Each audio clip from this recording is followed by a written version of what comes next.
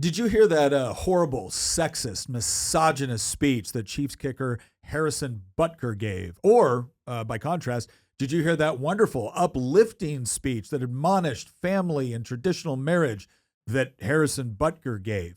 Because depending on who you ask, either he said something so offensive that he should never be allowed to play in the NFL again, or he just won Dad and Husband of the Year. So, what we're going to do today is we're actually going to listen to the speech in context, and we're going to provide some analysis on why this was so controversial. We're also going to play a little bit of devil's advocate, because anybody that has followed this channel for a little bit knows that we're predisposed to probably like a lot of what he said, but we're still going to go ahead and do that, again, hard-nosed analysis, which says, did he say it well? All of that and more coming up on this episode of Making the Argument. Now, if our producers, Hamilton, the good Hamilton, the one that doesn't like central banking, was here, he would tell you to go into the show notes and check out our community page, because a lot of the ideas that we get for our episodes come from our online community. So you can go in there, sign up for Circle, and be a part of that discussion online. We would certainly appreciate it. Also, if you are watching and you happen to like what we say or think maybe it's worth listening to, maybe like, maybe subscribe, no pressure, not a hard. We're not going to come find you if you don't, but we do appreciate it if you do. All right, as always, I'm your host, Nick Freitas. With me in the studio, my beautiful bride, Tina, Queen of the Bees. Hello, everyone. You Tina better be careful with the whole beautiful bride thing. I know. Well, misogynist. We brought Tina on. Like, I let Tina out of the kitchen to come and provide the female perspective today. Yes, that should be interesting. Yeah, you even let me put on shoes today. I know. Whatever the female perspective is, we're really not even sure what a woman is nowadays. I know we're all up to date on that, right? Yeah, that statement alone is horribly offensive. Yeah. And she's going to be kicked You're off. canceled. You'll be kicked off of YouTube. And then, of course, our resident historian, political prognosticator, and mostly benevolent warlord in training, Christian. How are you doing? I'm doing well. I have not actually seen this speech in full yet, so this is going to be I don't think a any blind of us react. We have, yeah. So the audience knows we've all of us have seen clips. We've certainly seen a lot of commentary about this, but we kind of purposefully didn't watch the entire speech because we said, you know what, this would be interesting. Let's watch it. So for our audience, what we're going to do is we're actually going to put up the speech that Harrison Butker gave at Benedictine College. So just so everyone knows, Butker is a Catholic. This college is Catholic. Presumably, many of the students are Catholic. And this was a commencement address that he was invited to come and give for, again, their graduation. So, and apparently the commencement address was too Catholic. apparently there's a lot of Catholicism around. But again, what we're going to do is we're going to start playing this, and we've done this before, where you'll see we'll kind of stop the speech at various points, and we'll address some issues. We'll address some things that have come up, and then after that, we're also going to go into what some of the reactions were, both from the left and the right, on this, and we'll have a little bit of a discussion of what we think this actually means for the country and kind of the status of where we're at socially. So let's go ahead and get started with this thing and bring up this super duper controversial speech. Ladies and gentlemen of the class of 2024. Pause. I can already tell. Ladies and gentlemen, what? Wow, There's sexist. a binary? My gosh, what a horror. Okay, no, I'm just kidding. Go ahead. The anti-Trudeau, he didn't list the, all 26 letters of the alphabet. So right off the bat, bad start. For Except Christian did mention earlier that this guy's beard game is very strong, and he's got like really good hair. He's got a pretty strong beard game. Yeah. It is impressive. All right, sorry. All right, let's go. We'll be serious now. I would like to start off by congratulating all of you for successfully making it to this achievement today. I'm sure your high school graduation was not what you had imagined, and most likely, neither was your first couple years of college. By making it to this moment through all the adversity thrown your way from COVID, I hope you learned the important lessons that suffering in this life is only temporary. As a group, you witnessed firsthand how bad leaders who don't stay in their lane can have a negative impact on society. It is through this lens that I want to take stock of how we got to where we are and where we want to go as citizens and, yes, as Catholics. Pause. All right, so right off the bat, when he said, he's referencing COVID, because obviously this is the graduating class that kind of graduated high school and started at the height of COVID, lockdowns. So their initial, they might not have gotten a in-person high school graduation. They might not have gotten a high school prom. And when they started college, it certainly wasn't the experience that they had all learned about or anticipated. So he's addressing that.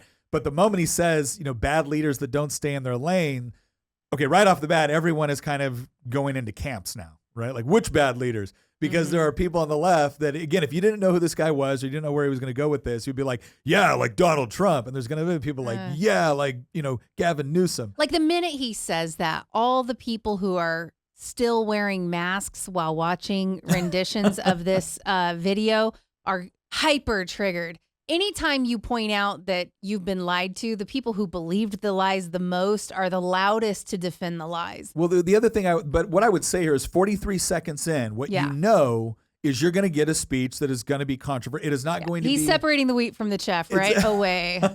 It's not going to be milquetoast, right? He's not just going to say, good job, follow your dreams. Like he's going to address some weighty issues in this. Yeah. And so that is, by its very nature, 43 seconds in, by its very nature, this is not just your happy-go-lucky, feel-good, you're all super, you're all wonderful, you're the next generation, the children are our future, right? He's going to go into some stuff. So, all right, let's go ahead and start again. Last thing before I begin, I want to be sure to thank President Minnis and the board for their invitation to speak. When President Minnis first reached out a couple of months ago, I had originally said no. You see, last year I gave the commencement address at my alma mater, Georgia Tech, and I felt that one graduation speech was more than enough, especially for someone who isn't a professional speaker. But of course, President Minnis used his gift of persuasion and spoke to the many challenges you all faced throughout the COVID fiasco and how you missed out on so many milestones the rest of us older people have taken for granted. While COVID might have played a large role throughout your formative years, it is not unique. Bad policies and poor leadership have negatively impacted major life issues. Things like abortion, IVF, surrogacy, euthanasia, as well as a growing support for degenerate cultural values in media, all stem from the pervasiveness of disorder. Pause. Holy crap. I love this guy. Oh my God. So it's that type of speech. Well, Okay, the other thing too, remember when we did that first pause, he said, we're going to address this as Catholics. So he is speaking to all of them as, hey, we are fellow Catholics at a Catholic institution. And everything he just said, I understand why people might not like it, but none of it's outside of like Catholic doctrine. I mean, right. He highlighted things that the world is holding up as their sort of golden calves at this point. I mean, these things are, sacraments in the world right now. All the things he mentioned. And, but the Catholic Church and biblically, Protestant as well, have very strong views about all of these things he listed. Well, and again, when you bring up the degenerate part, so when you say abortion, everyone like automatically assumes, okay, we're going into pro-life, abortion camps. When you say IVF, that's a little bit more, but that's a huge issue right now with surrogacy, and we'll talk about this a little bit later as well, because essentially with surrogacy and like in Virginia this year, they tried to set up a marketplace where brokers could make money to essentially facilitate the renting to rent of out wombs. Like that's and use people as a commodity again. And I thought we learned that lesson that you can't own people. I think it's going to be interesting when we look at some of the reactions to this, people bringing up, Handmaid's Tale. Like, dude, what do you think is going on? The people who can't conceive are going to be the ones making all the people who breed do this. So the Handmaid's Tale is going to go the opposite direction, in my opinion. So the degeneracy, that's the part where right off the bat, because everyone, when he says degeneracy, everyone is automatically thinking he's thinking about the drag queen story hour, kink and these parades and stuff like that. Like that's where everybody's mind's going, because it's like, if a Catholic says degeneracy, he's probably talking about X, Y, and Z. Now let's see. So let's go ahead. Our own nation is led by a man who publicly and proudly proclaims his Catholic faith, but at the same time is delusional enough to make the sign of the cross during a pro-abortion rally. He has been so vocal in his support for the murder of innocent babies that I'm sure to many people, it appears that you can be both Catholic and pro-choice. He is not alone. From the man behind the COVID lockdowns to the people pushing dangerous gender ideologies onto the youth of America, they all have a glaring thing in common. They are Catholic. This is an important reminder that being Catholic alone doesn't cut it. These are the sorts of things we are told in polite society to not bring up. You know, the difficult and unpleasant things. But if we are going to be men and women for this time in history, we need to stop pretending that the Church of Nice is a winning proposition. We must always speak and act in charity, but never mistake charity for cowardice. Pause. This guy is totally speaking my language. I love the fact that he used cowardice, because that's exactly what it is when a Catholic or a Protestant, for that matter, because when they're willing to totally cower to what the world wants and what the world says, and let that invade their, religion, it's it's the idea that, well, you're not allowed to talk about. I think this is always something that's bothered me for a while. It's like, well, you're not allowed to talk about, religion and polite society, or don't force your religious beliefs on me. Okay, but you're allowed to force your secular beliefs on me, right? Like, that's how this works. If I have a religious opposition to something, which I believe is generally rooted not only in truth, but the practical consequences of the action itself, right? It's not like I just believe in this because God said so, even though that would be sufficient. Yeah. I also believe in it because there's certain implications with respect to the sanctity of human life. And if you remove the sanctity of human life and you essentially make the value of life arbitrary based off of certain conditions, then I believe those conditions will change over time to accommodate whoever's in power. And the reason why I believe that is because I've cracked open a history book, right? So that's why I have concerns about this. And again, the people that are really furious about some of this, it's like, okay, and if he was saying this all from, the football field, I might understand why people were a little bit more incensed, like, hey, you're paid to kick the ball, not do this here. But again, he got invited to give a commencement address at a Catholic, university. And the other thing I appreciate here is this whole idea of, wait a second, this is not fair where one side of the world gets to say whatever they want, and it's supposed to be celebrated. And the moment you say, okay, well, now I'm going to say what I think is true, well, now you're supposed to shut up and sit down. Right. Like, no. Which is it? And he's absolutely right that we have this whole branch of, and it's especially bad, I would argue, within a lot of Protestant denominations right now, where you not only have Protestants saying things that are completely unscriptural or even like openly heretical, you have entire churches within the Protestant faith, which, again, once you become heretical, you're no longer, that's the way it works. So him calling out where it's like this whole idea of like the nice church, like, well, wait a second. Yet we are supposed to be loving. We're supposed to speak the truth in love. But the Church of Nice is not supposed to be a thing. Yeah. And nice originally do you know what nice actually used to mean was imbecile? It was ignorance originally. Really? Yes. I'm not an expert on the nice is not the same word as kind. historiography of the English language. The only thing I can tell you is the reason why we have two different words to describe certain types of meats. Thank you, William the Conqueror. I really appreciate that he brought up that the Church of Nice is part of the reason we're where we are. Yeah. Because as I've told you before on this show, actually, and off camera as well, like the hour is late. And we've known each other for like over a dozen years, and I don't think either of us understood that we would get to this point so quickly.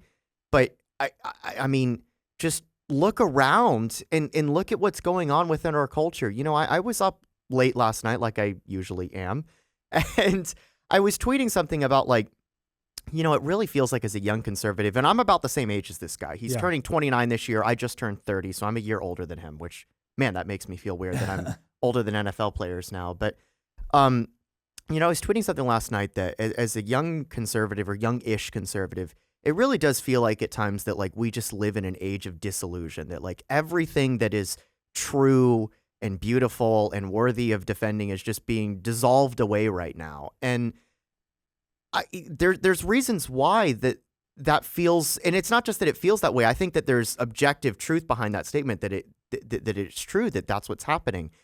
And I really think that part of the reason is because we have been told for so long that acceptance and tolerance and love and that is the pinnacle of what you should aspire to. It's this mentality, and Rudyard actually talks about this quite often. He doesn't call it the Church of Nice like Harrison does here, but I think there's something to be said about as Christians and as conservatives, and certainly if you merge those two together, there's increasingly over the past couple of years been this introspection that, you know what, tolerance of evil is not a virtue. It's certainly not a Christian virtue. No. And I think we've been lied to for quite a long time that it is. Well, I think that can I I just think chime in? that's true. I think the other thing too that again that is important to me here is that everyone that's like, how dare he say this? It's like, wait a second. If someone was saying the exact opposite, it would be you speak your truth. You speak what gives you self-actualization. You go out there and you do it, and everyone else should be willing to listen to you, even if they don't agree, and they don't even allow you to not agree anymore. Okay, so why can't he go out and speak his truth? Like, why can't he do that? And it is he's a not double allowed. standard. I do want to go right back to the nice thing again, because I did make a statement, and I want to make sure that Yeah. Okay, so the word origin, 500 years ago when nice was first used in English, it meant foolish or stupid. And so it came from the early French, from the Latin nescus or nescius, meaning ignorant. Wow. And so it's kind of interesting that he used Church of Nice, because there is an element of stupidity and ignorance that is being force-fed people in our society today. No. Well, like I said, tolerance of evil I don't think is a virtue. No, let's All go right. ahead and go. It is safe to say that over the past few years, I've gained quite the reputation for speaking my mind. I never envisioned myself nor wanted to have this sort of a platform, but God has given it to me, so I have no other choice but to embrace it and preach more hard truths about accepting your lane and staying in it. As members of the church founded by Jesus Christ, it is our duty and ultimately privilege to be authentically and unapologetically Catholic. Don't be mistaken, even within the church, people in polite Catholic circles will try to persuade you to remain silent. There even was an award-winning film called Silence, made by a fellow Catholic, wherein one of the main characters, a Jesuit priest, abandoned the church and as an apostate, when he died, is seen grasping a crucifix, quiet and unknown to anyone but God. As a friend of Benedictine College, His Excellency Bishop Robert Barron said in his review of the film, it was exactly what the cultural elite want to see in Christianity: private, hidden away, and harmless. Our Catholic faith has always been countercultural. Our Lord, along with countless followers, were all put to death for their adherence to her teachings. The world around us says that we should keep our beliefs to ourselves whenever they go against the tyranny of diversity, equity, and inclusion. Pause. Well, if he didn't make enemies until now, he certainly has. God bless this man. Well, and he called out. I mean, this is something I've seen this on the when we debate on the House floor in Virginia. The moment you question anything with DEI, what the left automatically says is, "Oh, you're a bigot." Yeah. Right? It couldn't possibly be, because how could you be against diversity, equity, and inclusion? Well, it's like, okay, diversity of what? How do you define equity, and inclusion of what? Right? And they don't want to ask anything about that, because they want the social benefit of the word, of the colloquial understanding of the word, which is to say that we all have this kind of social understanding that diversity is good, equity is good, inclusion is good, and therefore, if somebody does anything in the name of those things, you're supposed to just sit down, shut up, and accept it as good. And if you have any questions about, well, okay, I don't think that's a good application of policy in order to achieve diversity. Oh, you're against diversity. It's the same game that we constantly have thrown at us. In fact, Jonah Goldberg wrote a really good book, and I know Jonah Goldberg is fallen out of favor in some circles, but look, I think the book he wrote called The Tyranny of Cliches was excellent. It was absolutely excellent, because it looked at all these various words that get thrown at us all the time now. And the moment you challenge some of the policies operating in their name, they accuse you of hating the thing itself. And it's ridiculous. Like, but yeah, the moment he called out DEI as a problem, like he is the tyranny of DEI. It's like, oh yeah, you knew this was just going to drive people nuts. I understand why everybody's trying to cancel him, but like, honestly, we've gotten to this point where he needs to just, wear those attempts and wear them on his sleeve in pride, because like we've gotten to this point. And, I went back and rewatched a part of our episode about the personality order pandemic, personality disorder pandemic. And it was from like 7 or 8 months ago, which, man, time flies. Yeah. at the very end of that, we were reading through this paper that was published that I found about the mental impact that the Great Awakening had on people depending on their political persuasion. And at the very end of it, it talked about how at first conservatives had the same sort of negative mental impact from the Great Awakening that leftists had. We know that there's a huge mental illness problem that's going on within the left because they're operating within this framework that they don't have agency, they're all oppressed, minorities, et cetera, et cetera. But it also had this negative impact on the right because the right were being told over and over again that you're evil, you're vile, you're vicious, you're a villain, you're hateful, you're a bigot, you're racist, et cetera, et cetera, et cetera, right? You are the source of all evil. But the right eventually realized that the people that were telling them you're the source of all evil are a bunch of clowns. And so eventually the right just stopped caring. And it's getting to a point now where I guarantee you the type of people that are attacking this man for what he's saying are probably some of the most incompetent freak shows imaginable that are trying to hijack certain institutions, hijack certain government agencies, and then weaponize them against their ideological enemies. Quite frankly, when they attack somebody like him, it actually should be viewed as a badge of honor rather than as any sort of negative thing, at least in my opinion. Well, let me do this. Let's assume someone's watching this that says, okay, look, I don't think he should be kicked out of the league for this, but I totally disagree with what he's saying. What's wrong with diversity, equity, and inclusion? Okay, so if that describes you, the question that needs to be asked is when you look at the practical application, how are these things being marketed versus how are they being applied? All right, so when we say diversity, does anybody think that diversity means diversity of viewpoint, perspective, or anything of that nature? And the attitude is, well, only if it falls within certain categories, right? Only if it falls within certain categories, and it turns out those categories always tend to be fostered by left-leaning ideology, right? Because they certainly don't want his diversity of thought. What he just said is certainly a break away from what you would hear on a typical college campus, which means it represents a diversity of thought and perspective on a particular topic. Okay, good. So they're going to welcome it, right? They're going to give it preferential treatment since it's actually a minority view on most college campuses, right? No, they're not. Okay, what do they mean by equity? Well, we usually accuse them of you want equality of outcomes. They would say, no, we want equality of opportunity. Okay, well then how do you achieve equality of opportunity? You got to take over here, you got to give over here. And then here's the big question.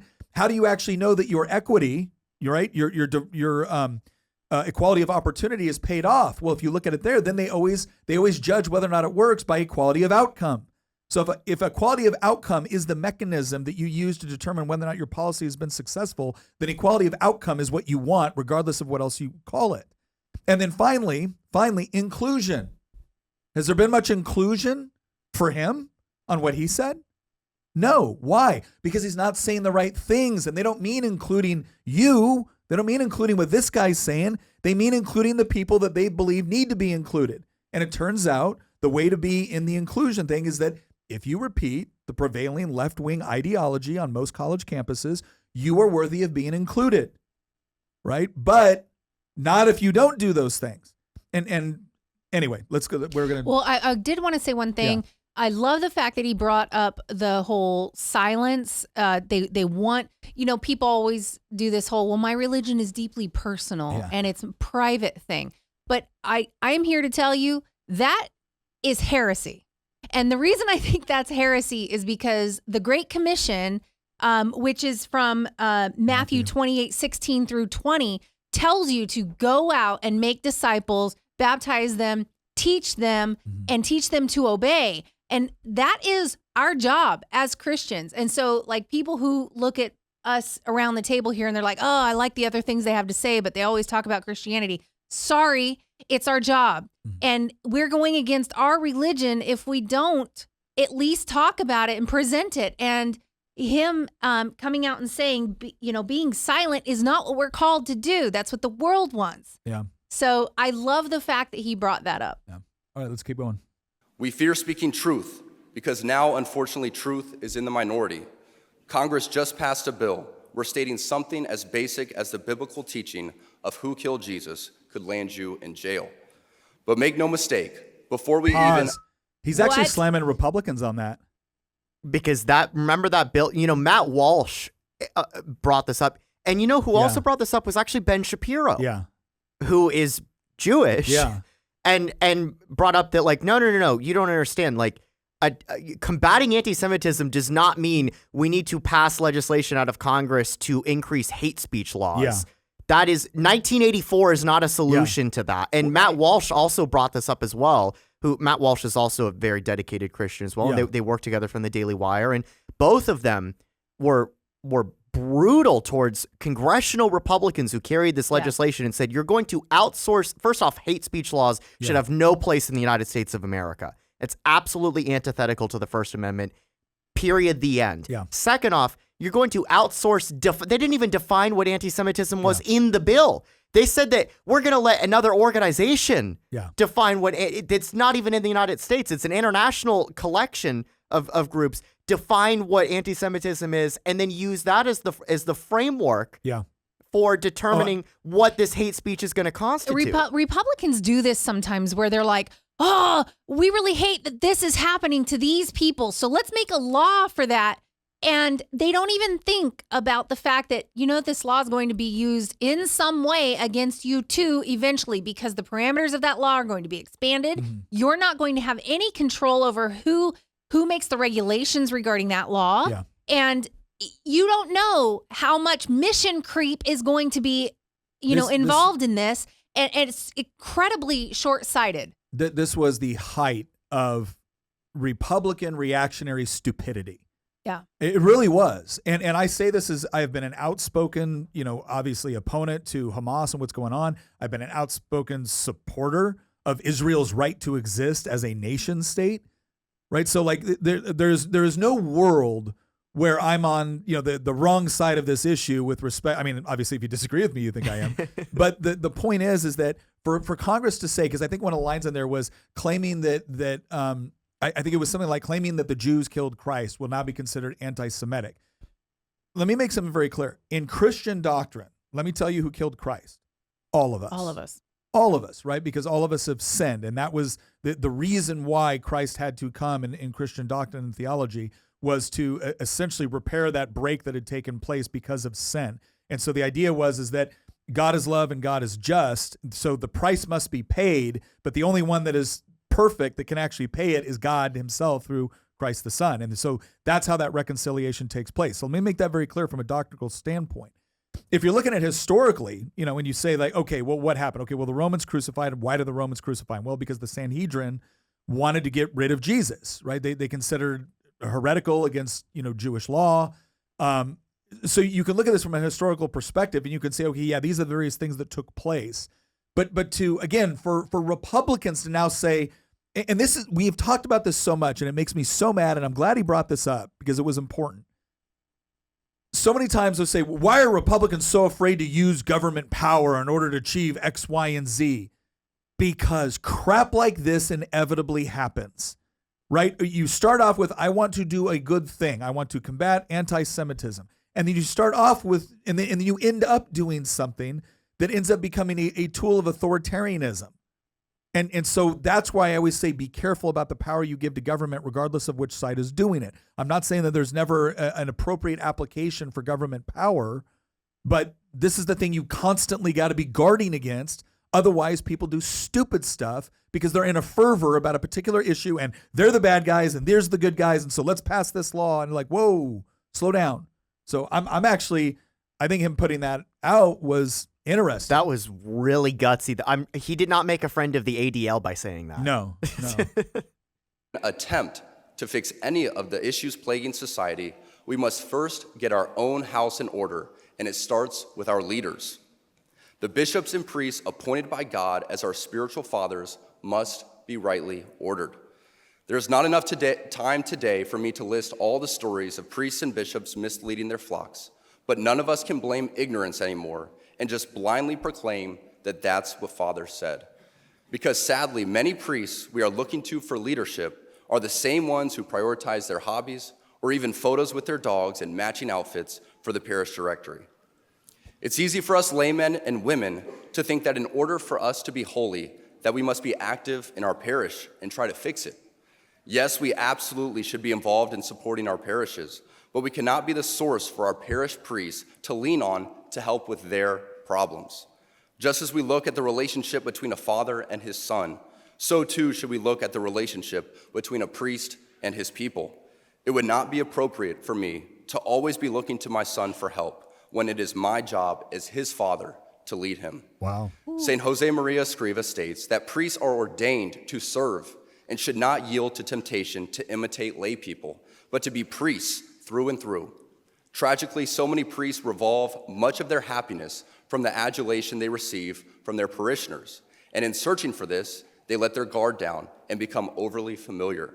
This undue familiarity will prove to be problematic every time because, as my teammate's girlfriend says, familiarity breeds contempt. St. Jose Maria continues that some want to see the priest as just another man. That is not so. They want to find in the priest those virtues proper to every Christian and indeed every honorable man: understanding, justice, a life of work, priestly work in this instance, and good manners. It is not prudent as the laity for us to consume ourselves in becoming amateur theologians so that we can decipher this or that theological teaching, unless, of course, you are a theology major. We must be intentional with our focus on our state in life and our own vocation. And for most of us, Pause. that's as married men and women. Okay, yeah. So this is interesting. This almost, I think this is, this might be a little bit where there's a little bit of like clashing between Catholic doctrine and Protestant doctrine. And again, if you're Catholic and watching this, I'm not trying to slam you or anything like that. It's just, it's interesting how I think Protestants view our pastors differently than Catholics view their priests. And obviously there's different rules, Protestant, ministers or pastors can get married and things of that nature. Well, the priests are supposed to be able to answer all the hard questions that you have. You know what I'm saying? They're supposed to be the ones you go to for theological deep problems, like big questions you have. And I think he's highlighting the inability of some to do that job.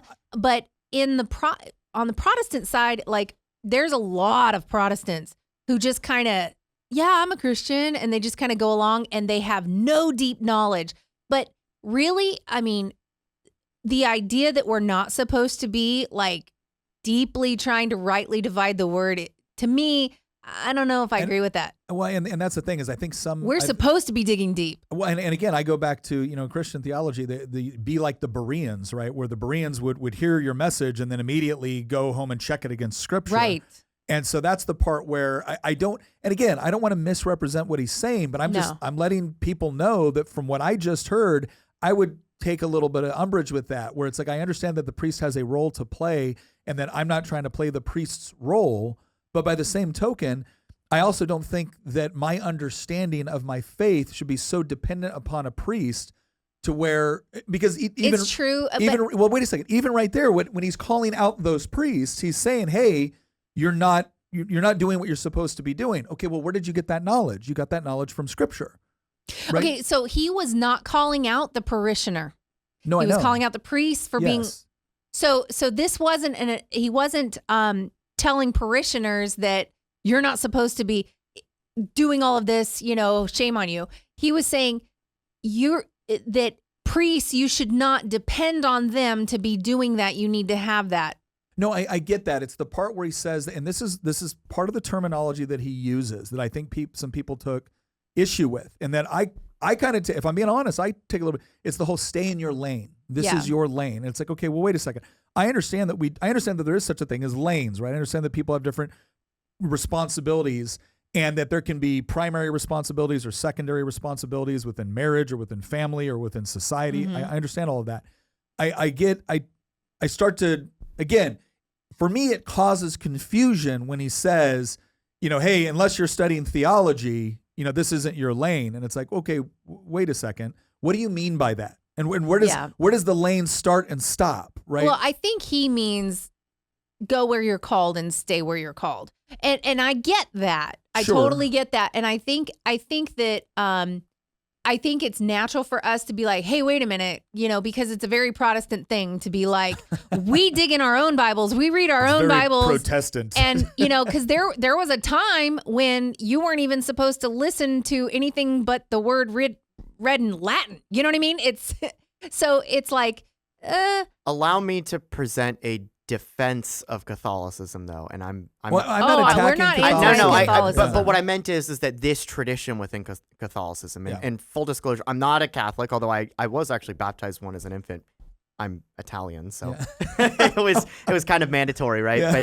But I do know plenty of Catholics though, Yeah. and I think that there's something to be said about how when it's just read your own Bible and come to your own conclusion. Like there's a reason why there's 500 different denominations of Protestantism. Mhm. Like, and I'm sorry, but not all 500 of them are equally correct. No. Yeah. There are some denominations of Protestantism that have become openly heretical. Mhm. There's some denominations of Protestantism that it's not just that they become openly heretical in the sense that like they've embraced a pseudo-Gnostic take of, oh, we should just keep this knowledge to ourselves. That's a Gnostic take, by the way. Yeah. The two things that define Gnosticism is the idea that knowledge should be kept secret, which is completely antithetical to the Gospels. And then the second one is that the creation of the world is a mistake, Mhm. which is also completely antithetical. I mean, that's completely antithetical to the Old Testament. But the problem that I see within Protestantism is this, again, endless splintering. And it's not like endless innovation and creation and a positive manifestation of things. No, I think that it's actually leading to the degeneracy that Harrison is bringing up in this speech. Because has it ever occurred to anybody that wokeism did not come out of Greece and Italy? Mhm. It came out of America and the United Kingdom, which are two Protestant countries. It's come out of Sweden and Scandinavia and Denmark and Norway and Germany and Yeah. the Netherlands. These are all Protestant countries. Wokeism did not spawn in Brazil and Mexico. And I think the reason why is for all of the faults that we can identify throughout history of issues within Catholicism, there is something to be said about consistency and tradition and structure that exists within the Catholic tradition and the Orthodox tradition, for that matter, Yeah. that does not exist within the Protestant tradition. And what you end up getting is a breeding ground for not just heretical ideologies, as I said earlier, but also political ideologies. There's a reason why every single heresy that you're seeing popping up within Protestantism is not a right-wing heresy, Mhm. right? You don't see all these you do not see a bunch of heresies that are talking about how free market economics is divinely ordained or anything like that. No, instead you see everybody talking about embracing gender ideology Yeah. and erasing definitions between men and women. Like everything, it's all Marxism that's coming out. It's not right-wing. And even depending on how you define right-wing, it's not either the alt-right or the classical right. It's all just left-wing Marxism that's coming out of it. And I think there's a reason why. No, I don't I disagree don't with that. necessarily think it's Catholic versus Protestant being the reason why. I think it's just an utter abandonment Well, of the Christian faith I that is the think- reason why. I think that's it. I think when you also look at the way that like the Jesuit branch has gone within Catholicism, it tends to be very left wing on a variety of issues, economically, socially. Now, again, there's certain sacraments that the church has remained, true to. But you're starting to see certain priests and whatnot either be quiet or even back away from some of that. There's been some current concerns with respect to Pope Benedict and some of the comments he's made. Now, I will say this. I do believe that there's been a lot of things that he said that have either been taken wildly out of context or the press have tried to use for their own purposes. By the same token, one of the things that we talk about on the show is how do you discuss things in a way to avoid confusion and to make sure that what you mean, what you intend to say is properly understood. So I'm not trashing what he says here. I'm not trashing the Catholic Church. I am saying that I think that part of the way he worded that, again, when I heard it, I was like, wait a second. What do you mean by that? Like, that's the sort of thing where if he were sitting across from me, I'd be like, I need you to unpack that a little bit more, because I can see how that can be interpreted in a good direction and in a bad direction, right? And it's one of the things that is so critical when you give a speech, because when you give a speech, there is not going to be any back and forth. That's one of the reasons why, like, one of my beefs with Nick sometimes when he gives a speech is that you will lay a ton of groundwork and kind of define your terms before you launch into like the meat of the argument. And I'm always like, just get there. You don't need to frame all that up. Just get there. But I know what I'm The saying. meat of the argument, was that a No. All right, Eric, let's go. No. Okay, hang on. You two, I think, might have been interpreting that the wrong way. I thought that was an ad segue. Oh, I thought so too, yeah. Not an ad segue. All right, let's go. Still, we have so many great resources at our fingertips that it doesn't take long to find traditional and timeless teachings that haven't been ambiguously reworded for our times. Plus, there are still many good and holy priests, and it's up to us to seek them out. The chaos of the world is unfortunately reflected in the chaos in our parishes, and sadly, in our cathedrals too. As we saw during the pandemic, too many bishops were not leaders at all. They were motivated by fear of being sued, fear of being removed, fear of being disliked. They showed by their actions, intentional or unintentional, that the sacraments don't actually matter. Because of this, countless people died alone without access to the sacraments, and it's a tragedy we must never forget. Pause.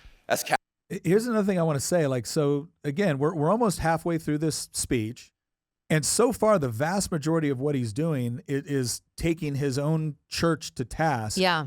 They don't talk about that. About properly fulfilling their roles and responsibilities and being bold and being brave. Now, again, people don't like what he's telling his church to be bold and brave about. Well, and people aren't flipping out about, how he's bashing the Catholic Church right now. Yeah, that's not their concern. No one's concerned about that. Yeah, but I do think it's interesting that all right. Catholics, we can look to so many examples of heroic shepherds who gave their lives for their people and ultimately the church.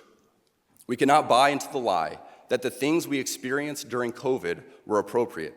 Over the centuries, there have been great wars, great famines, and yes, even great diseases, all that came with a level of lethality and danger.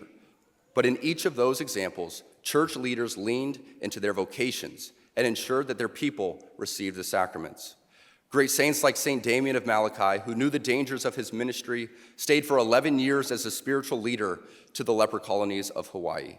His heroism is looked at today as something set apart and unique, when ideally, it should not be unique at all. For as a father loves his child, so a shepherd should love his spiritual children too. That goes even more so for our bishops, these men who are present-day apostles.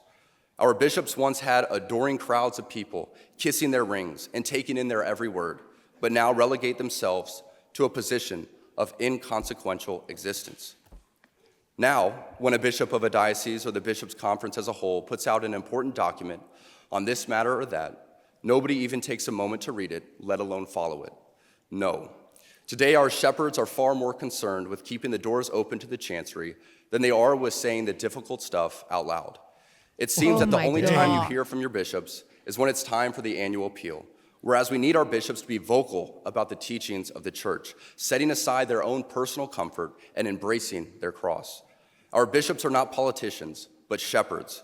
So instead of fitting in the world by going along to get along, they too need to stay in their lane and lead. I say all of this not from a place of anger, as we get the leaders we deserve. But this does make me reflect on staying in my lane and focusing on my own vocation and how I can be a better father and husband and live in the world, but not be of it.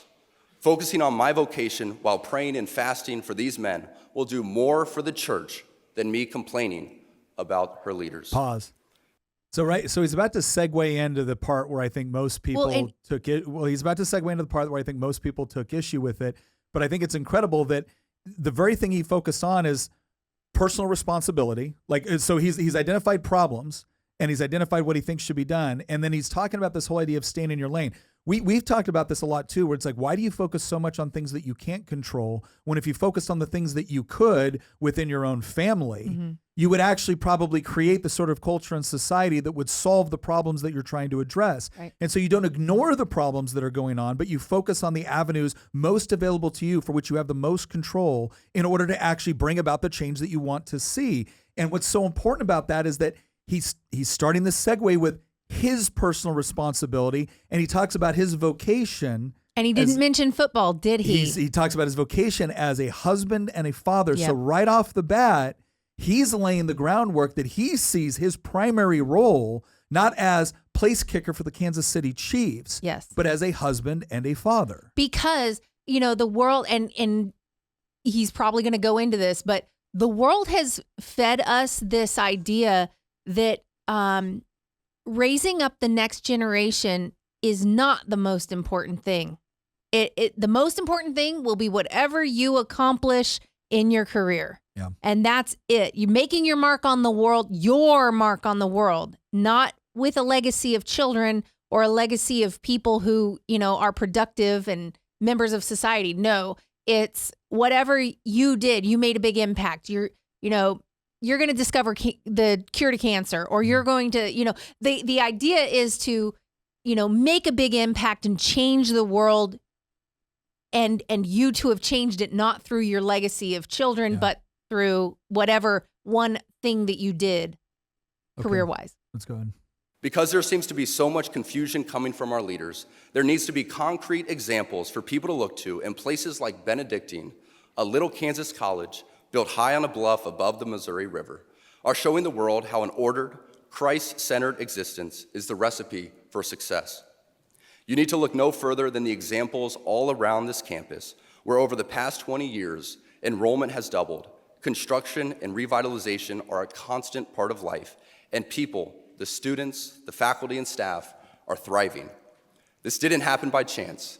In a deliberate movement to embrace traditional Catholic values, Benedictine has gone from just another liberal arts school with nothing to set it apart to a thriving beacon of light and a reminder to us all that when you embrace tradition, success, worldly and spiritual, will follow. I am certain the reporters at the AP could not have imagined that their attempt to rebuke and embarrass places and people like those here at Benedictine wouldn't be met with anger, but instead met with excitement and pride. Pause. Not that is, I think this is one of the things I love the most about this speech is that it's this whole idea that don't say anything, don't do anything that's gonna draw the ire of the culture, right? That's gonna draw the ire of Hollywood or politicians or the mainstream media. And it's okay, but what happens when people do draw that ire and they draw it in a way that is just? Or by that I mean they do something that's just or truly countercultural by embracing, again, certain traditional values. The response may be a lot of hatred on Twitter, but when your enrollment doubles, it means that people are looking for someone to have the courage to have the courage of their convictions, to stand by it. And again, it's what I love about this. I can't tell you, I gave 2 commencement addresses last Friday to high school graduations, right, for homeschooling groups. And one of the big things I impressed upon those students is one of these days, a lot of the people around, a lot of your peers in other walks of life, they're going to find out sooner or later that they've been fed a lie. They're going to find out. And at that point, they're not going to be concerned about what the experts told them, what the politicians told them, what Hollywood told them, because that's who they were listening to. That's who got them into this mess. Instead, what they're going to do is they're going to look around for who has got their stuff together, who somehow managed to navigate this chaos and do it with peace and success, with respect to their families, with respect to their relationships. Who did it? And they're going to see you.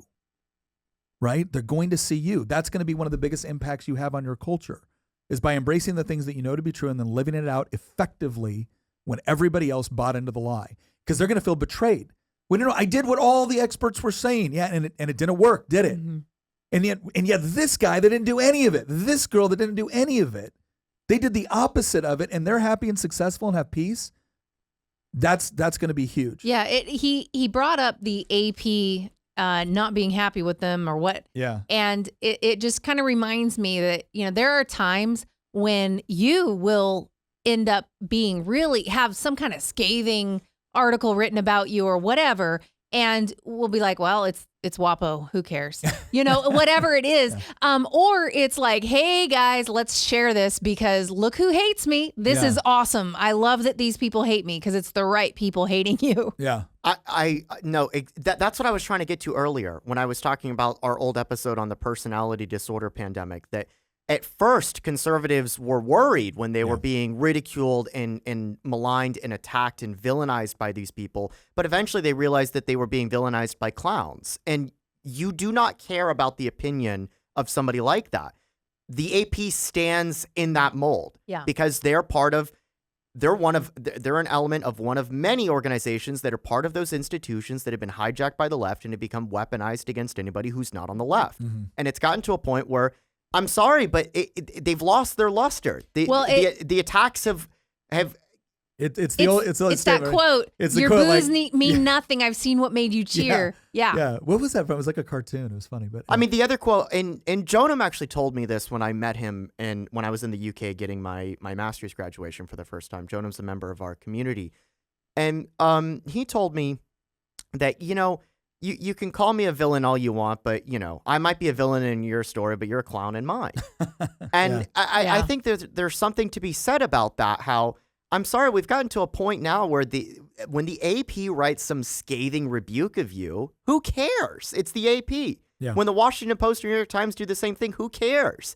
When, same thing when it comes to Hollywood or any of these institutions. We've talked at length about this, and it's actually a good thing that we've gotten to this point, because the only way that we can get through this mess is if we stop granting legitimacy to those institutions and those individuals who hate us. Yeah, I get asked all the time. Sometimes I get asked by my colleagues, "Oh, hey, the press is looking for somebody to talk on this. Would you be willing to go out and talk on it?" I'm like, "Why me?"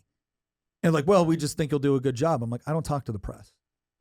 I'm like, well, why? I'm like, because it gives them legitimacy, right? I can go right now. I can hold up my phone, go on Instagram, go on Facebook, go on Twitter, go whatever, and tell people exactly what I think about something, and hundreds of thousands of people will see it. Hundreds of thousands of people will see it. The moment I go out and I talk to a reporter, no matter what I say, they're going to clip what I said the way they want it heard, the way they want it understood, not the way I wanted it understood, right? They're going to put their own spin on it and then put it out there. And then what they're going to go around and say is, well, we talked to them. We let them have their say. So I'm now adding legitimacy to a hit job by participating. So my answer is I don't participate anymore because I don't need to. It's not as if I need them to get my message or thoughts or ideas out to people. I can do that myself.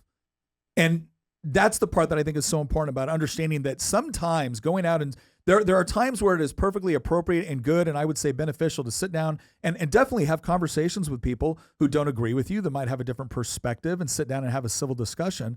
But more and more when I talk to the press, it's like I know what this is, and so I don't do it anymore because, again, they're not there to fully understand my perspective and to convey my perspective in an honest manner to their readers. They're only there to use whatever snippet they can get of what I said in an attempt to discredit and mock what I believe. Why would I help them do that? And yet, I cannot tell you how it's still the traditional, well, we got to go out and say something or else the only message that'll get out is what the other side is saying. That is the only message that's going to get out with what they're saying. Like you're helping to give the illusion that there's another side of this conversation in that article. But they're not actually conveying that. The good news is that the next generation of political leaders that are going to emerge on the right are going to be in the same mold as you when it comes to how to treat certain elements of the press. Yeah. Where the type of graduates that he's speaking to, the ones that will go into politics, and it's not just if they're Catholics, if they're just conservatives in general, they're going to realize the same conclusion that Harrison has talked about and that you have lived through as a politician yourself. The current generation of Republican leadership, we need to get a press release to the New York Times or Washington Post, like once those people retire or get defeated in primaries, like once they're gone one way or another, the next generation of Republican leaders, I think, are going to realize, again, these institutions that have been hijacked and weaponized against us, we don't need to cater to them. They're the enemy, actually. We should not be giving them any sort of credibility or advantage because they're just going to, there's no scenario in which they present anything in a positive light about us. Yeah. The last thing that I want to bring up in here, and we haven't talked about it, but it needs to be brought up, that he's mentioned is the tradition element. Yeah. There is something to be said. And first off, we need to define tradition. If we define tradition, and I don't know if he's going to, or if he would agree, but if we define tradition as that which is oriented towards the divine, towards God, and that which is eternal and true no matter how many people believe in it, right? Because right now, what we would call tradition is not popular right now. Mm-hmm. Traditional views when it comes to things like the family, gender roles, man's place in society, your responsibility as a man and woman, your responsibility as a Christian, those things are not popular. I would not say a majority of the public believes in those things, but I would say that they're true. I would say that when you practice them, that they actually carry tangible benefits. And so if we were to define tradition, and I'm just doing it for myself, I think other people might have different definitions, but if you were to define tradition as that which is true no matter how many people believe in it, and it's related to a lifestyle, it's related to how you should carry yourself in the world, I'm sorry, part of the reason that we're in the mess right now is because we've abandoned those traditions, we've abandoned those truths, we've abandoned those roles and responsibilities. And I think that those roles and responsibilities, it's not tradition if it's just if mankind just comes up with it. I think that ultimately the foundation of tradition has to come from something beyond just, well, I said so, and I'm in a position of power. I think that most traditions, and certainly Catholics would agree with this, that most of their traditions, they would argue, are divinely inspired. They're not just mankind came up with these rules and regulations. They're not just social constructs. They're not just social constructs. So here's what I would say.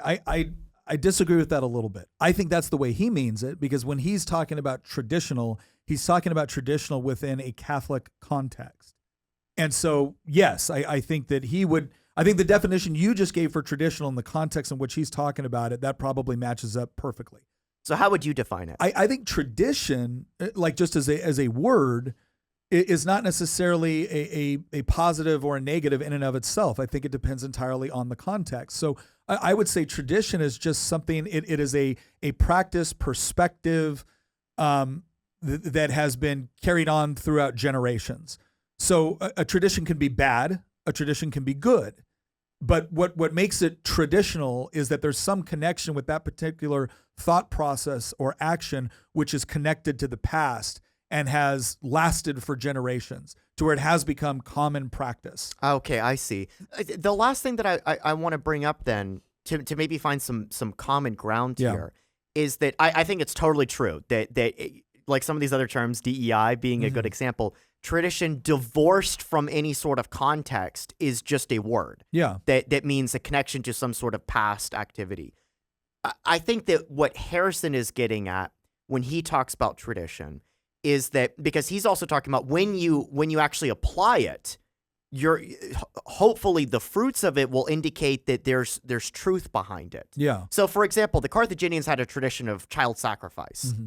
That is not a tradition that I want to be replicating. Yeah. Right? The Aztecs had a tradition of human sacrifice, not just child sacrifice. That is not a tradition that I, spoiler alert, I'm actually rooting for the Spanish in that situation when it comes to ending. So have you seen the meme? Sorry, but the human sacrifices will stop. Yeah. So I think that, yes, I totally agree with you, Nick, that tradition can just simply mean that which you're inheriting from, your forefathers or those who came before you within a certain community.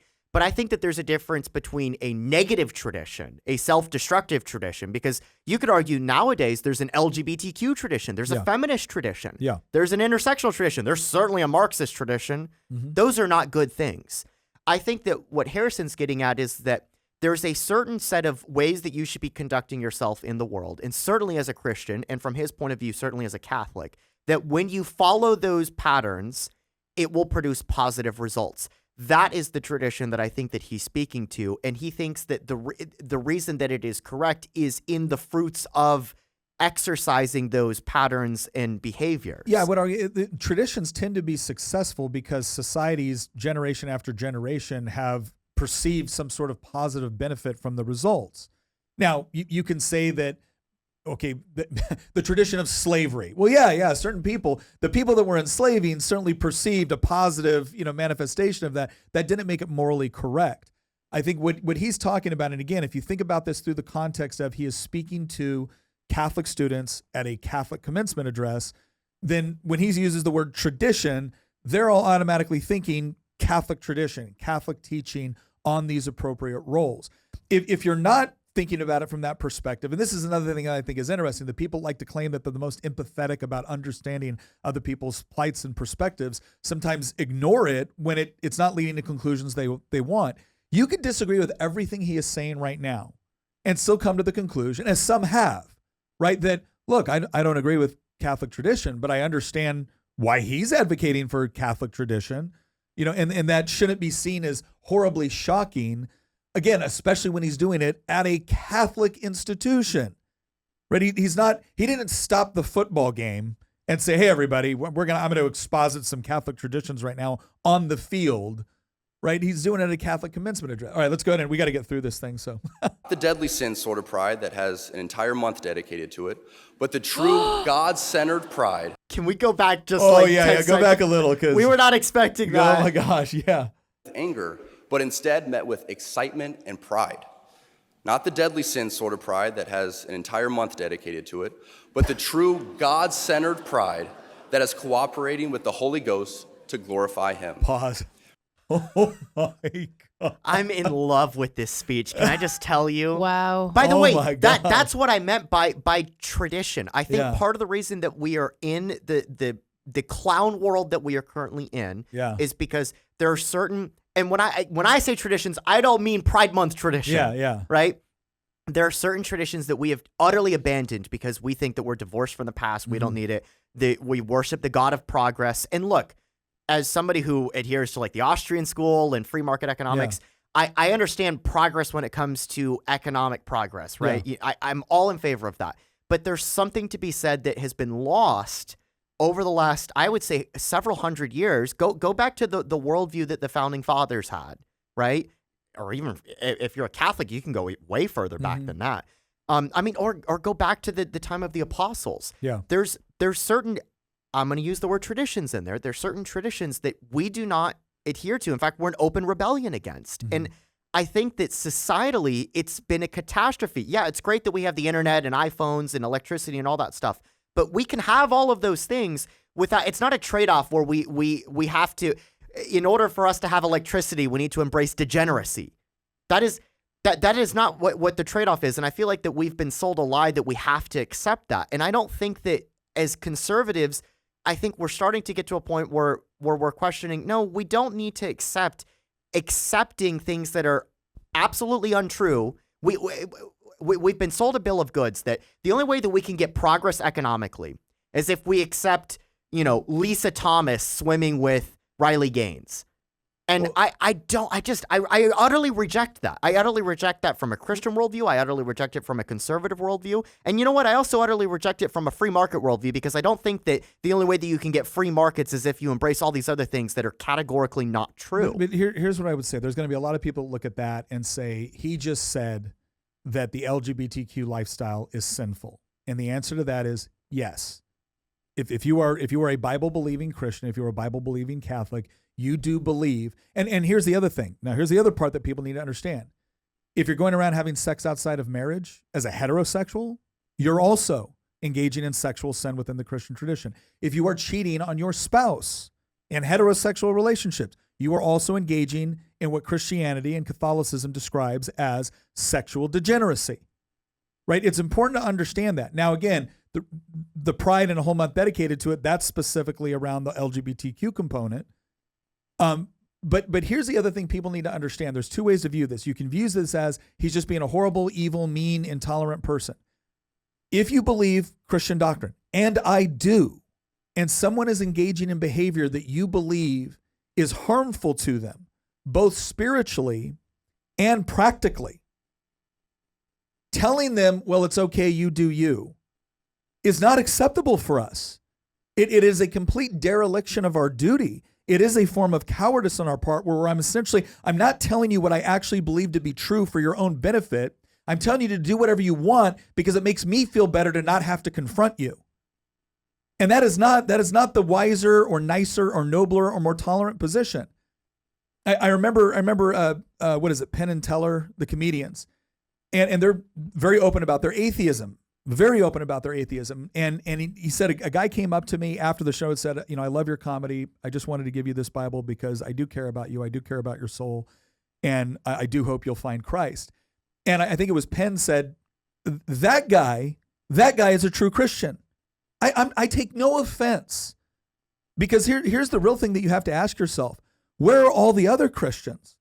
Because if you honestly believe, and again, I do, if you honestly believe that doing these things or rejecting God ends up in an eternity separated from him, well then, yeah, of course you should tell me that. Right? Of course, wouldn't you tell me if my house was on fire and I hadn't noticed it? Wouldn't you tell me if I was about to encounter grave danger No, I don't want to say anything because it might offend them. This is the part where, again, there's two ways to interpret this. I understand why people who disagree with this would have a big problem with it. But again, if you want to suggest that you are just so good at understanding other people's perspectives, then understand the perspective of a Christian, of a Catholic, which tells somebody who is engaging in a lifestyle which we believe to be sinful, is harmful to you physically and spiritually, and we don't want that to happen to you. We don't want the negative consequences to happen. You can look at us and say, I disagree, I'm going to do what I want. You are free to do that. We have no right to use physical force or coercion to compel you to believe what we believe, but to suggest to us that it is inappropriate, evil, or mean, and that's the only possible interpretation of our standpoint by telling you what we believe to be true, is to display a complete lack of perspective for what the other person is trying to do. You're just automatically, it makes you feel good to assume that they can have nothing but negative intentions, so you assign that to them and then dismiss what they say. All the while claiming everybody else is unwilling to understand your perspective or listen to you. And it's just ridiculous. But all right, let's go. I find it so fascinating that this guy is the youngest of millennials. He was born in 1995. That's like the cutoff year. And he's saying this type of stuff. That actually gives me a little bit of hope, to be honest. Yeah. Reading that article now shared all over the world, we see that in the complete surrender of self and a turning towards Christ, you will find happiness. Right here in a little town in Kansas, we find many inspiring lay people using their talents. President Minnis, Dr. Swafford, and Dr. Zimmerer are a few great examples right here on this very campus that will keep the light of Christ burning bright for generations to come. Being locked in with your vocation and staying in your lane is going to be the surest way for you to find true happiness and peace in this life.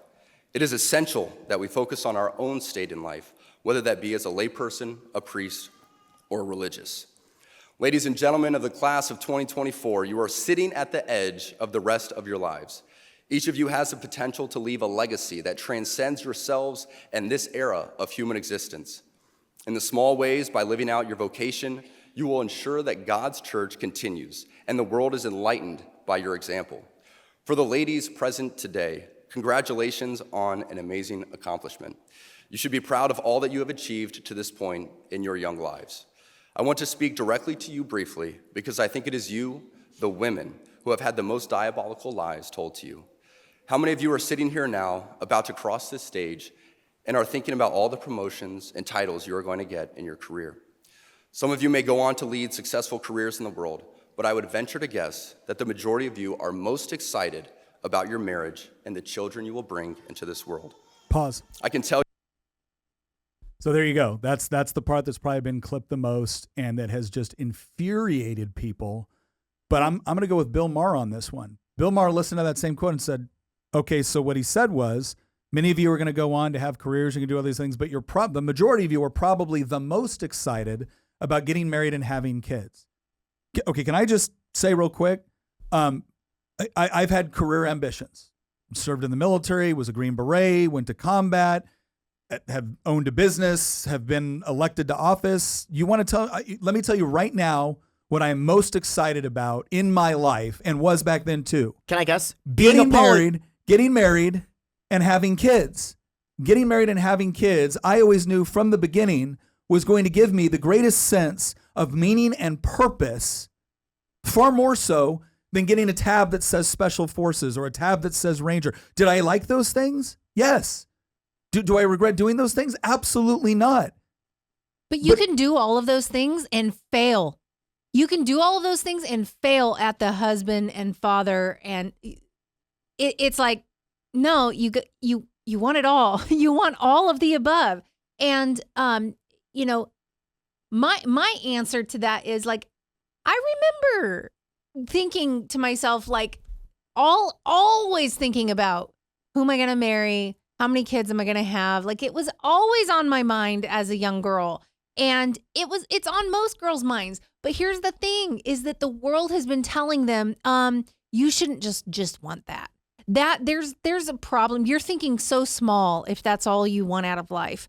And this idea that your children really aren't the most important thing you'll ever do in your life. Raising your children. And you know what? I have to say is like, if they aren't the most, if raising your kids is not the most important thing to you in your life, you're probably failing at it. I was going to guess earlier that, let me guess, the most important thing to you was being a politician. No, but that was the joke, obviously. Yeah, I feel like people will look to something else as where they get their meaning when they know they are screwing up parenthood big time and they feel guilty about it. So they cope by being like, well, I mean, I just wasn't really cut out for this part or whatever. And like, ooh, it would just drive me nuts to have to stay home with a kid and blah, blah, blah. Well, then why'd you have them? You're going to just dump them off at somewhere else. Why in the world did you decide to check that box? I need that accessory. No, your kids are not an accessory. They are the most important thing. Relationships are the most important thing.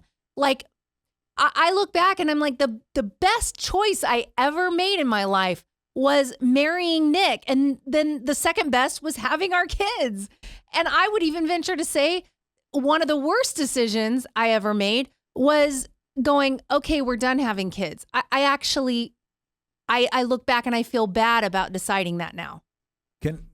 Let me offer up a reason why I think so many people look at being a wife and a mother as they almost degrade it, even if they don't intentionally do so. And the reason why is I think in their minds, anybody can do it. And you know what? Technically, they're right. Oh, anybody can. They're right. They're right. Check off that box, right? Technically, they're right. If a woman wants to get married and have kids, the odds that she will be able to do so are incredibly high, right? Incredibly high. Far, far higher than becoming the CEO of a particular company or becoming the prized lawyer within a firm or becoming a senator or whatever else it is. You want to be a wife and a mother, you can be, right? You can do it. You can do it. That doesn't mean you do it well. Yeah. And this is the biggest thing that I think gets lost in this entire conversation is that, yes, technically getting married is as simple as saying, I do. And having kids is as simple as having sex and then not aborting them in most cases, right? That's it. That's all it takes to do that. There you go. Wife, mother, husband, father. That's it. Unless you want to do it right. If you want to do it right, now all of a sudden you're actually building legacy in the rest of civilization and the next generation. So to do it right takes an incredible amount of time, effort, dedication, love, compassion, intelligence. And that's the part that we miss. It's like, no, wife, mother, husband, father. Oh, that wasn't that difficult, right? Anybody could do it. You could do it at 16, right? You could do it at 16 with no education, with no ambition, and with no real effort, unless you want to do it right. Yeah. And then it takes a healthy dose of all of those things. And that's what I think is missing here is that we need to get back to this idea of explaining. We're not just talking about saying I do and having a kid. We're talking about building what is essentially the foundation of human civilization. And when you put it about in those terms, and when you talk about what that means with respect to the commitment and what it means with respect to developing your own capabilities in order to make sure that you do that well, well, now we're talking about something different entirely. And unfortunately, we don't talk about that as a vocation. We just talk about it as something that happens at a ceremony and in the bedroom. And when he talks about it as a vocation, he's talking about something entirely different. And he didn't just say that for the girls. And that's what kills me is these women act like he singled out women and told women to do something that he didn't tell himself to do. Well, earlier in his speech, he didn't even bring up his vocation as being a football player. His vocation was husband, father. Yeah. So let's go ahead and here. Now we're in the meat of what made everyone mad, along with the other stuff. But go ahead. Tell you that my beautiful wife, Isabel, would be the first to say that her life truly started when she began living her vocation as a wife and as a mother. I'm on this stage today and able to be the man I am because I have a wife who leans into her vocation. I'm beyond blessed with the many talents God has given me, but it cannot be overstated that all of my success is made possible because a girl I met in band class back in middle school would convert to the faith, become my wife, and embrace one of the most important titles of all, homemaker. Pause. There's a couple things here where if you are looking at it from this worldview, everything you just heard is wonderful and beautiful. You can see him getting choked up. Like Yeah. he is feeling this passion. This is a man who loves and adores his wife. If you don't share this worldview, you're going to look at it as he's been saying the words "stay in your lane" this entire time, and then he told women to get back in the and then he kitchen. immediately transitions into, yeah, you might do all this other stuff, but you're probably most excited about this. Now, if you don't share this worldview, if this is confusing to you, and what you see is a bunch of women that have worked very, very hard throughout college in order to presumably develop economic capabilities, which they will then go out and compete within a particular vocation within the economy, you could interpret this as, well, what he's actually saying is you wasted your time because really what you needed to do was just be a wife and a mother. And again, if you look at it from the mentality of all a wife is someone that said, I do. All a mother is someone that had a kid, right? People do it all the time without any education, without any skills, without any whatnot. Okay, but did they do it well? The other thing that I think, and again, he means this as a compliment to his wife, but he's talking about his own experiences with respect to his career and how beneficial she was to it. And again, if you're looking at this critically, you're saying, okay, you as the man get to have the career. And yeah, you're giving your wife props because she embraced a role which allowed you to pursue that, right? But if she wanted to do that, then it's not reciprocated. So she had to sacrifice, blah blah blah. And again, if you want to critically analyze that, and you don't share this worldview, that's the conclusion you could potentially come to. Can I point out another little piece here? He used the word homemaker, and homemaker has become such a dirty word in society. A homemaker, it's like synonymous with a housekeeper. Oh, this is the cook and this is the housekeeper. But a homemaker is very different. And if you're looking at this from a Christian worldview, someone who makes a home, makes a place a home. I mean, where is the place that you look forward to going to after a long, hard day? Mm-hmm. Where is the place that you feel safe and like your sanctuary? It's usually in your home. Now, if your home is always in upheaval and there's always tension and there's always stress there, home isn't where you want to be, and home is a bad word then. You know, a home should feel safe and feel comfortable and feel like the place where you can reset and just let everything go. It should kind of be a sanctuary. And if to you home is just a big pile of angst and strife, and there's a lot of strife in your home and the whole deal, you're not going to want to go there. And so somebody who makes somewhere a home, like turns a house into a home, it's not just that this is where your family lives. It's that you make this the place everyone can retreat to and feel safe. And to me, that is a powerful thing, to be able to have a place you could call your sanctuary. This is your home. And I feel like I heard a woman say one time that, she sees her job as being peace for her husband, because and oftentimes it goes the other way too, and being peace for her kids. You face the world in all these different ways. There's always trials that you're facing, but home should be where you can come and you can feel nurtured and you can feel loved. And the idea that we are devaluing that quality, to me, is really sad, because I think a lot of people are missing that. A lot of people don't understand that kind of peace. I think it contributes to all the mental illness that people have now, is that they have been deprived of home, the feeling of home. They have a house, they have family there. It may or may not be a pleasant environment. They probably avoid it. There are a lot of people that all they do is travel because home isn't really home to them. So I feel like being a homemaker means something different to a lot of people with a Christian worldview. And there are plenty of people with a Christian worldview who don't realize that should be our view on how to make a home. It's not about cooking and cleaning and doing laundry and, all of that. It's about making a peaceful retreat for your family. So I was born and raised in Northern California, left it right out of high school to join the military, Fort Benning, Georgia, then Fort Bragg, North Carolina, Schofield Barracks, Hawaii, back to Fort Bragg, North Carolina, then over to Fort Lewis, Washington, spent time in other places, then moved here to Virginia. And now where we live in Virginia is the longest place I have ever consistently lived as an adult. And someone was asking me, like, well, what do you consider to be like your hometown? I said, wherever Tina is. Yeah, my home is wherever Tina is. And that is the difference with respect to, building a home and everything that is possible of entailing when it is done right.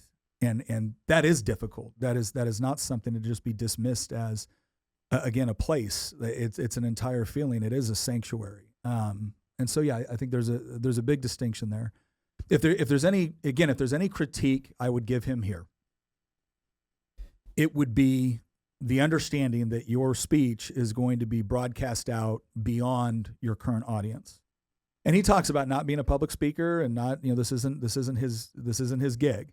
One of the things I learned very quickly is whatever I say to a group, if it's recorded, is going to be shown to a variety of people that you might not have intended it for, or that you just never anticipated would watch it, and they're going to put their own spin on it. And that doesn't mean you don't say it. No, it doesn't mean you don't say it. Like but go into it knowing it's going to get shared everywhere. And again, there's going to be a lot of people that think I'm just, I'm being picky here. I'm giving into the woke mob or whatnot. I'm not. If I wanted this message to be understood by somebody that didn't share my worldview, I probably would have spent a little bit more time talking about how it is incredible and it is a positive thing that women can now engage in career paths and choose to do things that previously were denied to them just by virtue of being a woman. That was not correct. That was not correct. That was not a just way to organize society.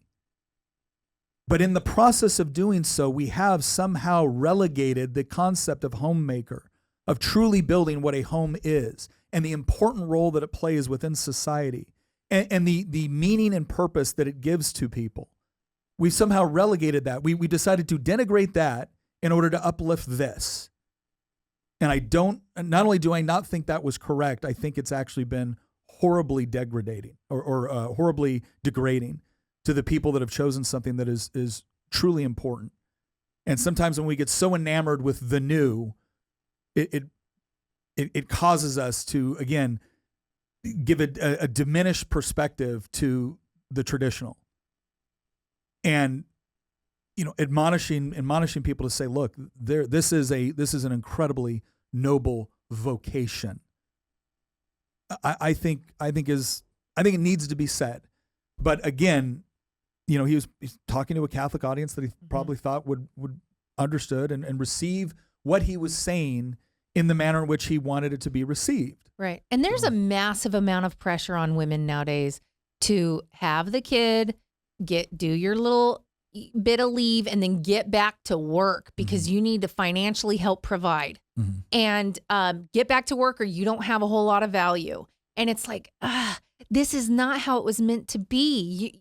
You're paying somebody else to do the vocation, and I get it. Some people a lot of people are in a situation where they can't make ends meet unless they both work. And that's really unfortunate, but you got to agree that it's not ideal. Well, ideal is somebody raises your kids that is either you or your spouse, like whoever family raises those children. Well, I think it's also important to understand that, like within the Christian worldview and within Christian doctrine, is absolutely nothing inappropriate, wrong, or unbiblical about a woman working outside of the home, having a career, there's nothing unbiblical about that. If you read Proverbs 31, Which Tina always tells me, she goes, that's a really intimidating woman. It to me. is. But if you I don't read- feel like I meet those requirements, you know? I mean- Most women don't feel like they could meet those requirements. Well, I think all of us look at the requirements for what men should do, what husbands should do, what fathers should do, what women should do, what wives should do, what mothers should do, and from the biblical standpoint, are intimidated by it because it is Yeah. an incredibly high standard. But I think it's important to understand that when you look at that description again within the Christian worldview, which we share, it is not this idea of this kind of lowly subservient No, position. she's industrious. To the man. She's industrious and she's active and she builds up her home. And it's not just the home, it is the economic component. Everything. So I want people to understand that the caricature of what Christians believe about this has unfortunately gained a predominant place in society. And part of that is our fault, right? Part of that is the fault of Christians who have not always done a great job of explaining exactly what we mean, what we believe, and within the proper context. But Yeah. all right, let's go. And we got to get through the rest of this. I keep saying it. Oh, Massive I applause. don't hear any boos. That always gets cut out of the clip. Massive applause.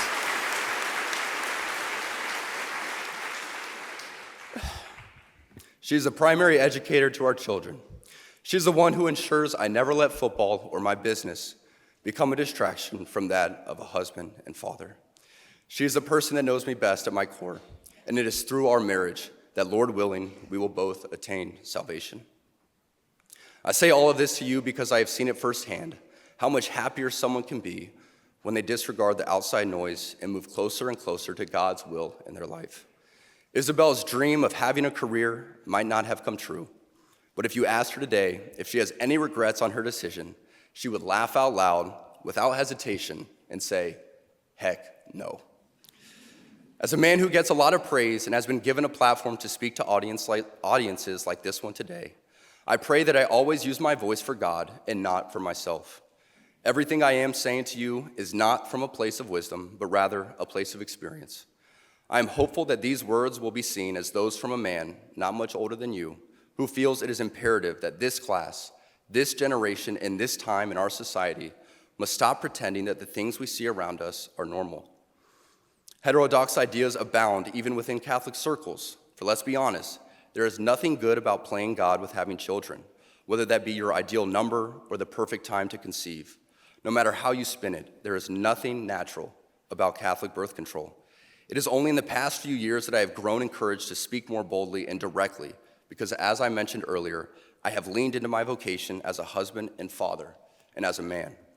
To the gentlemen here today, part of what plagues our society is this lie that has been told to you that men are not necessary in the home or in our communities.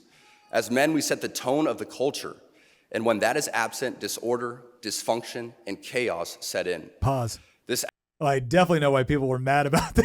Yeah. He's not wrong. But he's not wrong. No. He's totally right, because men have been told to sit down and shut up and get out of the way, and you don't get a voice in just about anything at this point. And I mean, boys are treated like defective girls in school. I mean, all the way up. The only redemption from being born a man is to transition and put on a dress and some high heels. That is it in this society. The unforgivable sin is to be a man. And so I'm glad he's saying it, because the vacuum is there for a reason. Men have let this go. A lot of men. Yeah. Okay.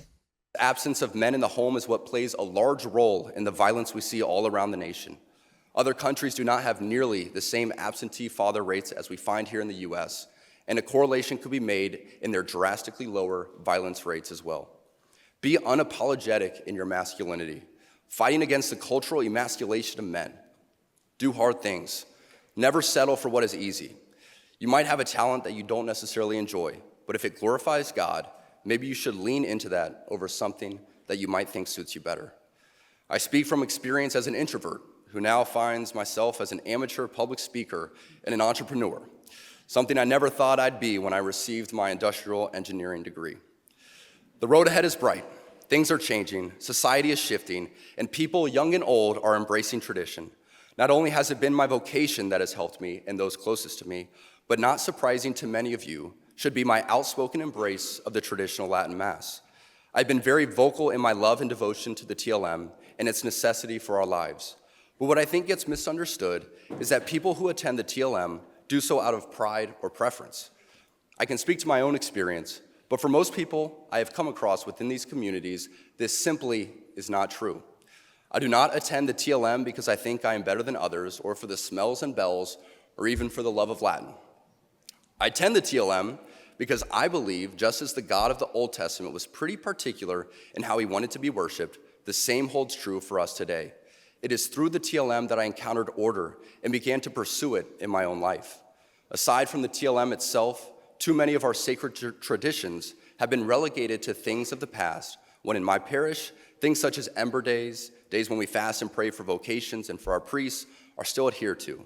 The TLM is so essential that I would challenge each of you to pick a place to move where it is readily available. A lot of people have complaints about the parish or the community, but we should not sacrifice the Mass for community. I prioritize the TLM even if the parish isn't beautiful, the priest isn't great, or the community isn't amazing. I still go to the TLM because I believe the holy sacrifice of the Mass is more important than anything else. I say this knowing full well that when each of you rekindle your knowledge and adherence to many of the Church's greatest traditions, you will see how much more colorful and alive your life can and should be. As you move on from this place and enter into the world, know that you will face many challenges. Sadly, I'm sure many of you know of the countless stories of good and active members of this community who, after graduation and moving away from the Benedictine bubble, have ended up moving in with their boyfriend or girlfriend prior to marriage. Some even leave the church and abandon God. It is always heartbreaking to hear these stories, and there is a desire to know what happened and what went wrong. What you must remember is that life is about doing the small things well, setting yourself up for success, and surrounding yourself with people who continually push you to be the best version of you. I say this all the time, that iron sharpens iron. It's a great reminder that those closest to us should be making us better. If you are dating someone who doesn't even share your faith, how do you expect that person to help you become a saint? If your friend group is filled with people who only think about what you're doing next weekend and are not willing to have those difficult conversations, how can they help sharpen you? As you prepare to enter into the workforce, it is extremely important that you actually think about the places you are moving to. Who is the bishop? What kind of parishes are there? Do they offer the TLM and have priests who embrace their priestly vocation? Cost of living must not be the only arbiter of your choices, for a life without God is not a life at all, and the cost of salvation is worth more than any career. I'm excited for the future, and I pray that something I have said will resonate as you move on to the next chapter of your life. Never be afraid to profess the one holy, Catholic, and apostolic church, for this is the church that Jesus Christ established, through which we receive sanctifying grace. I know that my message today had a little less fluff than is expected for these speeches, but I believe that this audience and this venue is the best place to speak openly and honestly about who we are and where we all want to go, which is heaven. I thank God for Benedictine College and for the example it provides to the world. I thank God for men like President Minnis who are doing their part for the kingdom. Come to find out, you can have an authentically Catholic college and a thriving football program.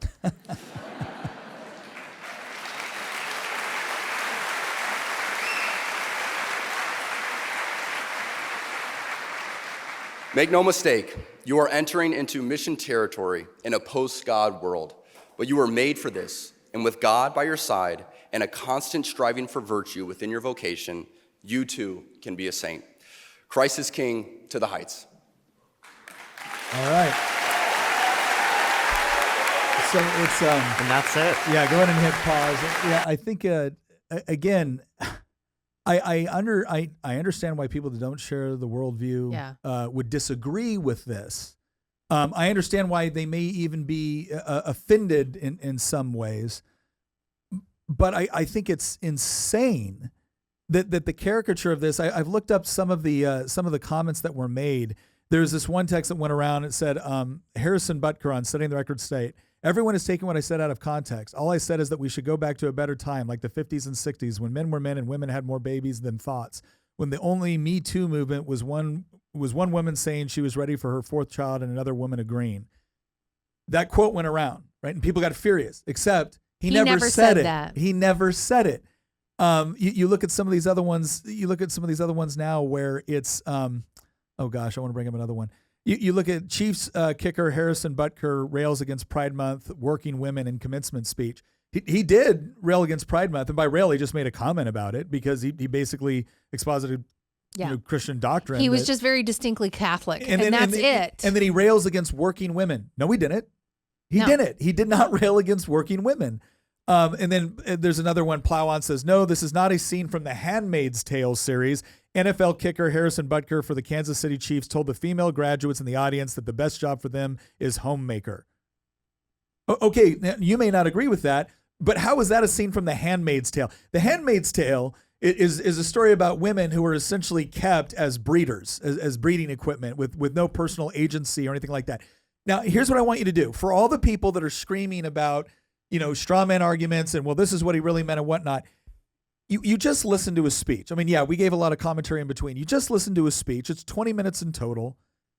Nothing in there was dystopian Handmaid's Tale crap, as much as watching people in the Virginia General Assembly set up a marketplace where a broker can get money for renting a woman's womb out. Yeah. Like, that is far more Handmaid's Tale than anything this guy said. And the cognitive dissonance where you have to say, where everything, and we get this all the time, right? Everything's fascism. Everything's genocide. Everything's literally Hitler. Everything's the Handmaid's Tale. Everything's violence. Yes. And then you look at this, and again, he got the most controversial part of his statement, the one that the internet flipped out about, was the only time that he was significantly interrupted with thunderous applause.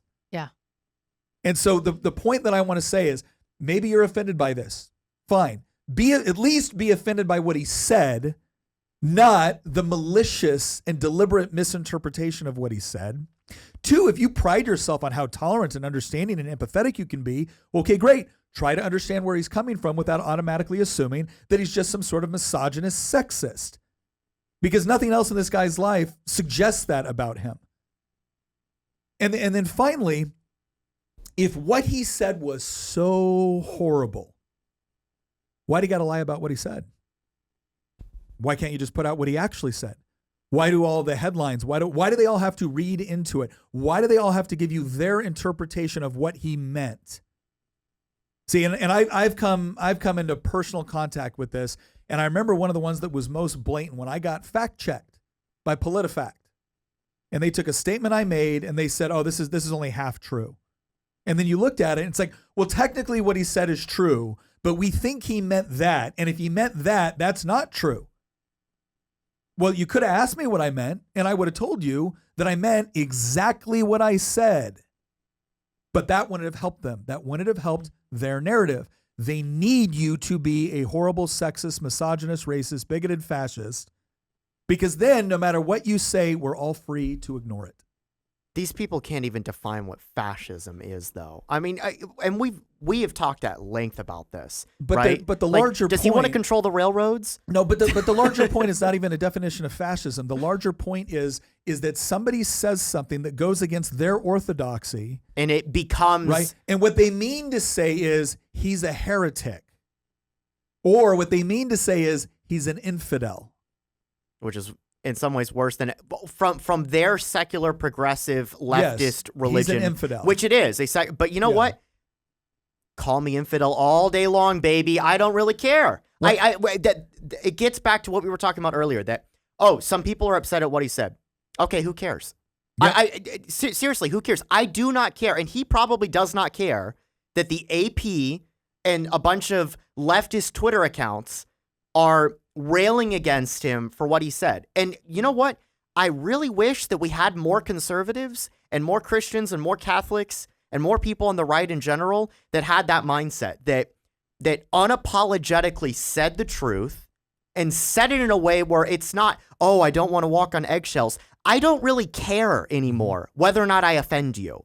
I'm sorry, but the same people that are publishing things about how kink belongs at Pride and how we need Drag Queen Story Hour and we need to expose minors to sexually explicit materials, and quite frankly, are pushing grooming. I'm sorry, I don't really care if I offend you anymore at this point. And the same people that are going out there trying to erase things like biology, that are trying to erase things that until 5 minutes ago, everybody was on the same page about. They're in open rebellion against everything. They're in open rebellion against the laws of physics, against biology, let alone against God. I mean, they're in rebellion against that. They're in rebellion against reality itself. And I'm supposed to be worried about whether or not I'm offending you? First off, the second, you've already shown me what happens when you take power. And if these people had their way, we would all be lined up against a wall. We've seen it, what happens in countries like Russia, like China, like Korea, like Vietnam, like Cuba, when these type of people, or at least the people that they enable, because obviously it's not like every journalist for the AP is a Maoist. But you know what? Every single journalist for the AP provides cover for the type of people that lead to those type of things. It goes back to what Jordan Peterson was saying in his first interview, the famous one with Kathy Newman, where Kathy Newman viciously attacked him and said, so you're saying that trans activists are the same thing as Maoists? And he said, no, I am saying that the argumentation, the thought process of those people is what leads to Maoism. And so, no, it's not the same thing as saying they are Maoists. But you know what? Their worldview and the thought process and the argumentation leads to those type of atrocities. And guess what? I'm not going to be offended anymore. I'm not going to be worried about upsetting those type of people, about offending those type of people. And we desperately need more people on the right, more conservatives, more Christians to do what he did. No, look, I'll sum it up with this. I think it's important that people effectively communicate their values and what they believe in a way to where a broad audience can understand it. And by that, I mean a broad audience of people that are willing to reasonably interpret what you said and to not assume evil intention if you haven't indicated that you have evil intention. And I feel like that's what he did here.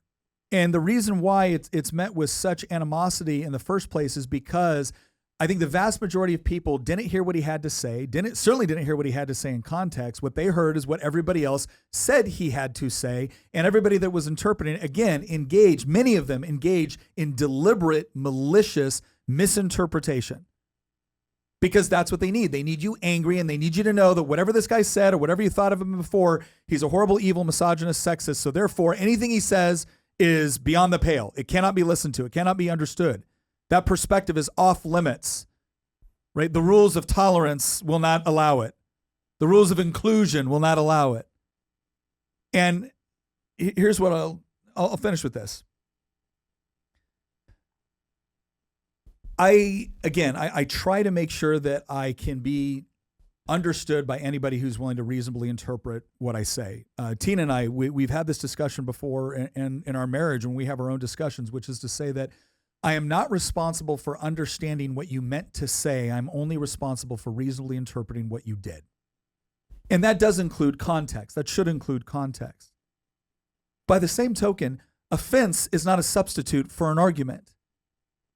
And if the truth offends you, then there's absolutely no way I can say it in a way that you will not be offended. Does that mean the truth must now be sacrificed to your sensibilities?